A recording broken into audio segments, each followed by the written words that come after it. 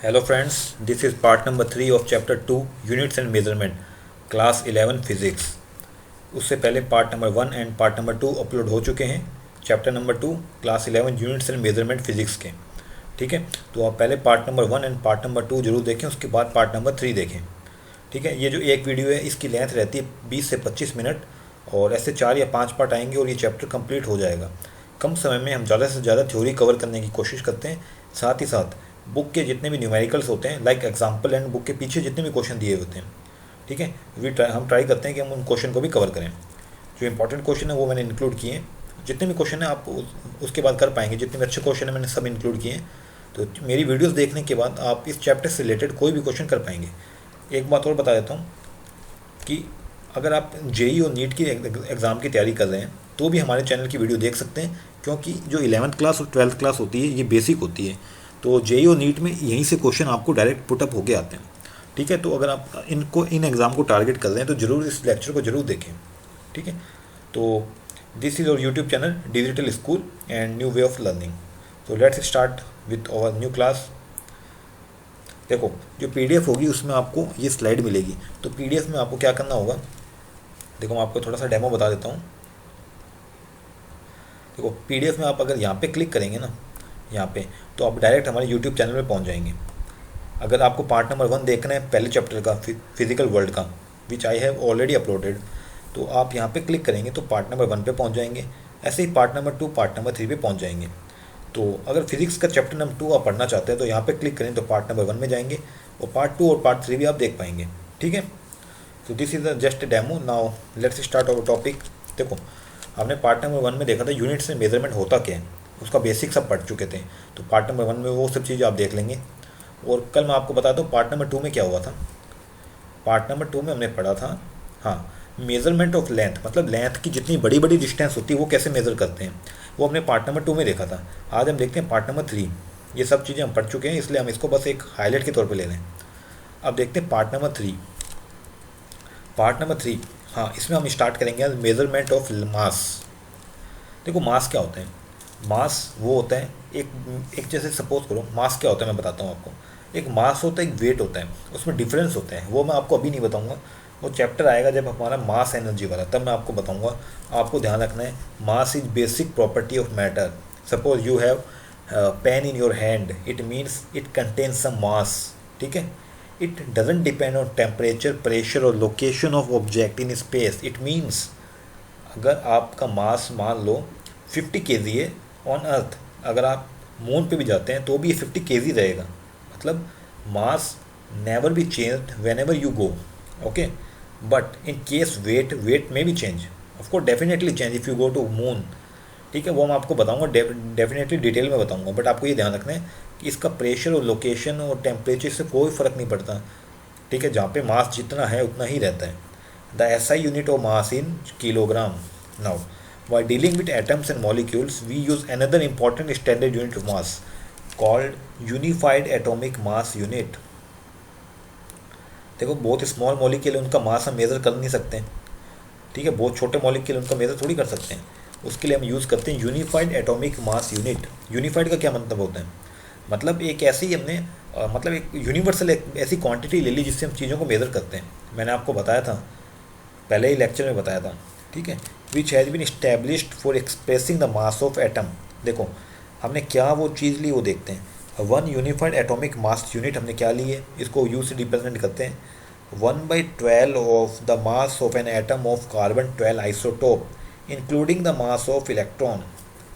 हमने क्या किया, इस यूनिफाइड एटॉमिक मास को कितना लिया, 1/12 किया, किसका, mass of an atom of carbon 12 isotope, carbon 12 का एक आइसोटोप लिया, उसका 1/12 पार्ट किया। साथ ही साथ हमने मास ऑफ इलेक्ट्रॉन को भी इंक्लूड किया, जो होता है 1.67 इंटू 10⁻⁷ kg। इसको हमने नाम दिया unified atomic mass unit. Small masses of commonly available object can be determined by common balance. मतलब कहने का मतलब जो हम शॉप्स में यूज़ करते हैं ना, चीनी वगैरह तोलने के लिए, कोई सब्जी वगैरह लेने के लिए, तो वो तो पता ही आपको जनरली मास मेज़र करने के लिए होते हैं। Now, large masses in the universe like planet, star. देखो, आप सन का मास मेज़र कर सकते नहीं, प्लैनेट का कोई भी मास मेज़र नहीं कर सकता, वो हम पढ़ेंगे न्यूटन्स लॉ ऑफ ग्रेविटेशन में, कि हम इसको कैसे मेज़र कर सकते हैं, एक अप्रॉक्सीमेशन वैल्यू ले सकते हैं, वो हम देखेंगे ग्रेविटेशन में, न्यूटन्स लॉ ऑफ ग्रेविटेशन में देखेंगे, ठीक है। This is not our part of topic right now, but whenever we study about gravitational force, then we definitely go through this topic. Okay, measurement of small masses of atomic subatomic particles is done by mass spectrograph technique, in which देखो जो small masses होते हैं उसको measure करने की एक technique होती है स्पेक्ट्रोग्राफिक टेक्निक, ठीक है। स्पेक्ट्रोग्राफिक, देखो ये चीज़ें हैं आपके एनसीईआरटी में दी हुई है, हमें पढ़ना ज़रूरी है, एग्ज़ाम ओरिएंटेड तो नहीं है बट फिर भी पढ़ना ज़रूरी होता है, ठीक है। इसमें क्या करते हैं इस टेक्निक में, radius of the trajectory is proportional to the mass of charge particle moving in uniform electric and magnetic field. देखो कोई भी पार्टिकल है, मान लो ये पार्टिकल यहाँ पे है, थोड़ी देर में पार्टिकल यहाँ पहुँच गया, थोड़ी देर में पार्टिकल यहाँ पहुँच गया, ठीक है। तो ये एक ऑब्जेक्ट है, इसकी जो रेडियस होगी, इसकी रेडियस होगी, वो पाथ हमें लेना है, ट्रेजेक्ट्री बोलेंगे, ट्रेजेक्ट्री मतलब होता है पाथ ट्रेवल्ड, ठीक है। वो प्रोपोर्शनल होगा मास ऑफ चार्ज पार्टिकल, जो कि क्या हो रहा है, जो कि मूव कर रहा है, ठीक है, उसका मास लेना है, वो उसके प्रोपोर्शनल होता है। बस इतना ही था। नाउ रेंज ऑफ मासेस, देखो मास कितना भी छोटा हो सकता है और कितना भी बड़ा हो सकता है, 10⁻³ जितना छोटा मास हो सकता है इलेक्ट्रॉन का, और बड़े से बड़ा क्या हो सकता है, यूनिवर्स का साइज हो सकता है 10⁻55 kg। सोच सकते हो आप कितनी बड़ी से बड़ी क्वांटिटी हो सकती है, but it is not possible to measure such kind of masses. It is impossible to measure. You can't imagine that you can measure space mass, ठीक है।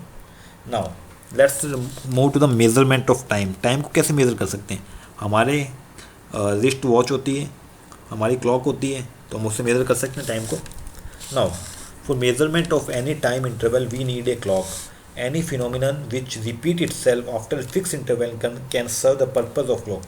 देखो क्लॉक क्या होता है, एक सेकंड की सुई होती है, नीडल ऑफ सेकंड, ठीक है, वो एक फिक्स इंटरवल में रोटेट करती है, मतलब टिक टिक टिक, हर एक सेकंड में वो रोटेट करती है, इट मीन्स फिक्स इंटरवल में वो रोटेट करती है, ठीक है। ऐसे मिनट की सुई के साथ होता है और ऐसे ही अपने आवर की सुई के साथ होता है। नाउ लेकिन हम उस क्लॉक की बात नहीं कर रहे जो हम घर में यूज़ करते हैं, वो तो है ही, वो भी टाइम मेज़र करने का एक तरीका है, बट हम बात कर रहे हैं बड़े लेवल पे। बड़ा लेवल क्या है वो देखते हैं। सबसे पहला आता है एटॉमिक क्लॉक। ये क्या होती है, देखो नाम से पता चल रहा है कुछ ना कुछ स्पेशल है इसमें। अब क्या है स्पेशल वो देख लेते हैं। We now use an atomic standard of time which is based on the periodic vibrations produced in the caesium atom. This is the basis of the caesium clock, sometime called atomic clock, use in national standards. It is highly accurate. देखो ये हम तो use नहीं कर सकते, but क्या होता है, जैसे इसरो हुआ, मौसम विज्ञान हुआ, ठीक है, बड़ी बड़ी लेबोरेटरी हो गई, वहाँ पे इसका यूज़ होता है। इसमें क्या होता है, सीजियम का एक एटम होता है, वो वाइब्रेशन पे काम करता है, ठीक है, बहुत हाईली एक्यूरेट, एकदम सेकंड, मतलब सेकंड में भी, सेकंड के कितने हिस्से हैं उसको एक्यूरेटली टाइम बताता है ये। That's it's called atomic clock. This is very special kind of clock, ठीक है। अदर क्लॉक देख लेते हैं। Other clock for example wrist watch, pendulum clock, lose and gain time due to effect of temperature, pressure, variation of acceleration due to gravity are not considered as accurate. This is clear. हम जो घड़ी पहनते हैं हाथों में, वो कोई clear नहीं होती, वो एकदम एक्यूरेट नहीं होती, वो हमें केवल सेकंड तक टाइम बताती है। बट जो एटॉमिक क्लॉक होती है वो सेकंड के भी कई हिस्सों तक हमें एक्यूरेट टाइम बता सकती है, और हमारे काम की चीज़ नहीं है वो। Now, in view of the tremendous accuracy in time measurement, the SI unit of length has been expressed in terms of path light travels in certain interval. देखो ये मैं बता चुका हूँ कैसे हम लेंथ को मेज़र किया था, हमने पहले लेक्चर में बताया था, वो आप देख लेना। अब देखो एक न्यूमेरिकल है, वो मुझे इसमें एक अच्छा लगा तो मैंने इसको एग्जांपल को इंक्लूड किया। देखो कैलकुलेट द एंगल मेज़र करना है। अब देखो मैं आपको थोड़ा सा बता देता हूँ। 1 डिग्री होता है ना, 1 डिग्री वो होता है 60 मिनट के इक्वल, ठीक है। 1 डिग्री होता है 60 मिनट के इक्वल। ये आपको याद भी रखना है, ये एक्चुअल में एग्जांपल नहीं है, बस थ्योरी ही है, इसको याद रखना है। 1 degree equal to 60 minute, minute को रिप्रेजेंट करते हैं, ऊपर एक डैश है ना उससे। अब 1 मिनट, ठीक है, एक डैश का मतलब 1 मिनट होता है, तो 1 डिग्री इक्वल टू होता है 60 मिनट। 1 मिनट इक्वल टू होता है 60 सेकेंड। सेकेंड को हम 2 डॉट से रिप्रेजेंट करते हैं, ठीक है। This is representation. I hope you got the point now. अब आपको पता है, आपने मैथ्स में पढ़ा होगा, 360 डिग्री इक्वल टू होता है 2 पाई रेडियन, रेडियन और डिग्री दोनों ही एंगल का यूनिट है, ठीक है, बट इनके बीच में रिलेशन है 360 मतलब 360 degree equal to 2 pi radian. अब हमें क्या फाइंड करना है, हमें फाइंड करना है एंगल। तो देखते हैं 1 डिग्री कितना होता है, देखो 360 डिग्री इक्वल टू 2 पाई, देखो 360 degree equal to 2 pi radian, ठीक है। तो 1 डिग्री कितना हो जाएगा, 1 डिग्री मतलब ये 360 इस 2 पाई के नीचे आएगा, 2 से 360 कटा मतलब पाई बाई 180। इसको सॉल्व करेंगे तो कितना आ जाएगा 1.745 इंटू 10⁻⁻2 रेडियन। अब देखो एक चीज़ और बताता हूँ, इस पाई की जगह वैल्यू क्या रखेंगे आप, this is simple mathematical, here pi is not talking about any any angle, here pi is 3.14, ठीक है। देखो थोड़ा सा मैं और एक्सप्लेन कर देता हूँ,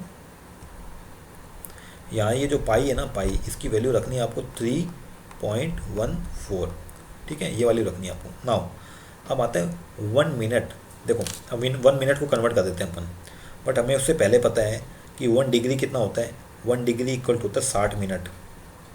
अब ठीक है, अब इस 1 डिग्री की वैल्यू हम ये निकाल चुके हैं 1.745 वाली, ये हमने रख दी इसके बराबर, तो मतलब 60 मिनट इसकी इक्वल हो गई। अब 1 मिनट की वैल्यू निकालनी है तो ये 60 से इसको डिवाइड कर दो, 60 से डिवाइड करेंगे तो ये आ जाएगा हमारे पास, सिंपल। अब बात करते हैं 1 सेकंड की, देखो 1 मिनट में होते हैं 60 सेकंड, और 1 मिनट की वैल्यू हमने निकाली ये दी, ये हमने रख दी इसके बराबर। तो 1 सेकंड की वैल्यू निकालनी है तो 60 से इसको डिवाइड कर दो, तो ये आ जाएगी 1 सेकंड की वैल्यू, ठीक है। I hope you have got the point. This is very simple kind of numerical. Just motto is to get this question is because I have to tell you that this this values you have to remember for your numerical. Now let's move to the example 2. देखो ये मैंने आपको जो एक method बताया था parallax method, उससे related है ये और कुछ भी नहीं है इसमें। देखो the moon is observe from 2 diametrically opposite point, देखो ये मून है और ये पॉइंट ए है, मतलब आँख है, ये आँख है, इसको ए मान लिया, इसको बी मान लिया, बस इतना ही बता रहा है ये डिस्टेंस, ये डिस्टेंस, ये distance. The angle theta subtended at the moon, ये थीटा एंगल हो गया, ठीक है। By 2 direction of observation is 1 degree 54 minute, मतलब थीटा की वैल्यू हमें दे दी, ठीक है। चलो पहले थीटा की बात कर लेते हैं। थीटा को मैं काम करता हूँ रेडियन में कन्वर्ट कर लेता हूँ, कैसे, थीटा इक्वल टू दिए 1 डिग्री 54 मिनट। अब 1 डिग्री की वैल्यू होती है 60 मिनट, तो 60 और 54 कितने होगा 114 मिनट, ठीक है।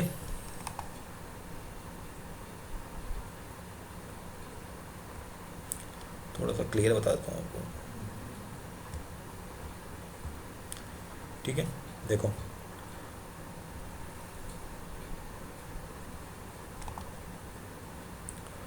Sorry for interruption but I have to clear this question. देखो ये जो डिग्री दी है ना, डिग्री इसको मैं 60 मिनट लिख लेता हूँ, तो 60 मिनट ये रहा, 54 मिनट ये रहा, कितना हो गया 114 मिनट। अब देखो अब ये डिग्री मिनट है, मिनट को मैं सेकंड में कन्वर्ट कर लेता हूँ, तो क्या किया मैंने इंटू 60 करेंगे तो ये सेकंड में कन्वर्ट हो जाएगा, हो गया कन्वर्ट। अब 1 सेकंड की वैल्यू हमने रेडियन में देखी थी कितनी होती है, ये थी 4.85 इंटू 10⁻⁻6 रेडियन। तो अल्टीमेटली हमने इसको इससे मल्टीप्लाई किया तो हमारे पास वैल्यू है वो रेडियन में आ गई कितनी, दिस, हमें रेडियन में मिल गई वैल्यू। अब क्या होता है theta equal to arc upon radius, तो थीटा के सामने ये था डिस्टेंस d और ये थी रेडियस r, तो d अपॉन में r, ये होता है फॉर्मूला। अब थीटा हमें पता है, अब देखते हैं और क्या क्या पता है हमें। Given the diameter of the earth to be about 1.276 into 10⁻7 metre. अब डायमीटर दे दिया मतलब हमें रेडियस दे दी, थीटा दे दिया, फाइंड क्या करना है, फाइंड करना है डी मतलब कैसे फाइंड होगा, इन दोनों की मल्टीप्लाई करेंगे तो अल्टीमेटली हमें आंसर मिलेगा this one. This is very simple kind of numerical which is based on the parallax method. Now you have clear this concept about parallax method, ठीक है। नाउ अब आता है topic accuracy and precision of instruments. ये क्या होता है, देखो as its name indicate, accuracy क्या होता है, हम कितना अच्छे से उस किसी वैल्यू को मेज़र कर सकते हैं, उसको बोलते हैं एक्यूरेसी। समझ में आ गई बात आपको। देखो जैसे कि आप 1 kg मेज़र करने गए किसी सब्जी की दुकान पे, वो इलेक्ट्रिकल तराजू होता है उसके पास, वो मेज़र करेगा। ठीक है, तो आप उसने 990 ग्राम डाल दिया, आपको चाहिए 1 kg, मतलब अभी 10 ग्राम का डिफरेंस है। उसने अब 995 डाल दिया, मतलब अभी 5 ग्राम का डिफरेंस है। मतलब वो कितना 1000 ग्राम के क्लोज में पहुंच पा रहे हैं। This is called the accuracy. ठीक है, I hope you have got the point. Now measurement is the foundation of all experimental science and technology. The result of every measurement by any measuring instrument contains some uncertainty. This uncertainty is called error. देखो, मैं लेने गया, कोई भी सब्जी लेने गया मान लो, तो मुझे लेनी थी 1 किलो, उसने दी 900 ग्राम, मतलब 100 ग्राम की एरर आ गई उसके मेजरमेंट में। This is called uncertainty. Uncertainty को कहते हैं error. Now every calculated quantity which is based on measured value also has an error. We shall distinguish between two terms, accuracy and precision. देखते हैं, अब देखो एक्यूरेसी क्या होती है वो देखते हैं। काफ़ी इंपॉर्टेंट टॉपिक है, ये एग्जाम में आ सकता है। ठीक है, देखो, the accuracy of a measurement is a measure of how close the measure value is to the true value of the quantity. देखो, फिजिक्स में न्यूमेरिकल होते हैं। क्या होता है कि फिजिक्स में क्या होता है, जैसे कोई मल्टीमीटर होता है, उसमें रीडिंग हमें लेनी होती है ऐसे, ये होता है 0 पे, 0 पे आ रहा है मतलब एक्यूरेट। अब हमारी रीडिंग आई यहाँ पे 0.1, मतलब ये एक्यूरेट तो है बट एग्जैक्ट एक्यूरेट तो नहीं है। किसी की वैल्यू आ रही है यहाँ पे 0.5, एक्यूरेट तो है बट अभी भी 0.5 का डिफरेंस है। इट मीन्स कि कितनी क्लोज हम पहुँच सकते हैं, कितना एक्यूरेट हम पहुँच सकते हैं, उसको बोलते हैं accuracy. Now what is precision? Precision tells us to what resolution और limit the quantity is measured. I know you है, आपको समझ में नहीं आया होगा। एक्यूरेसी मुझे पता आपको समझ में आ गया, बट प्रिसीजन समझ में नहीं आया। मैं बताता हूँ क्यों। देखो, एक एग्जांपल से समझाऊंगा आपको मैं। देखो, ये थ्योरी आप पढ़ लेना, मैं आपको बताता हूँ सिर्फ डायरेक्ट एग्जांपल। देखो, मैं आपको डायरेक्ट एग्जांपल बताता हूँ। एक वैल्यू है मेरे पास 3.45, ये है हमारी ट्रू वैल्यू। अब एक व्यक्ति ने कई चीज़ें मेज़र की हैं, देखते हैं क्या क्या। देखो 3.50 ले लेते हैं। देखो, सबसे पहले मैंने मेज़र की, मेरी वैल्यू आई 3.51। एक व्यक्ति ने मेज़र की, उसकी आई 3.52। एक की मेज़र की, उसने आई, उसकी आई 3.56। एक व्यक्ति ने मेज़र की, उसकी वैल्यू आई 3.44। एक व्यक्ति ने मेज़र किया, उसकी वैल्यू आई 3.4123। अब देखो, इस एग्जांपल से हम समझते हैं क्या फंडा है, ये क्या प्रॉब्लम है। Let's change the marker. देखो, हमें वैल्यू मेज़र करनी थी 3.50। ठीक है, अब पहला कोई भी पर्सन आया, उसने मेज़र की 3.51। ठीक है, अब इन दोनों को कंपेयर करो। पहले तो कौन सी, पहले मैं एक्यूरेसी की बात करता हूँ। इन पांचों में कौन सबसे ज़्यादा एक्यूरेट है? देखो, सबसे क्लोज कौन है? 3.51, ये सबसे ज़्यादा क्लोज है।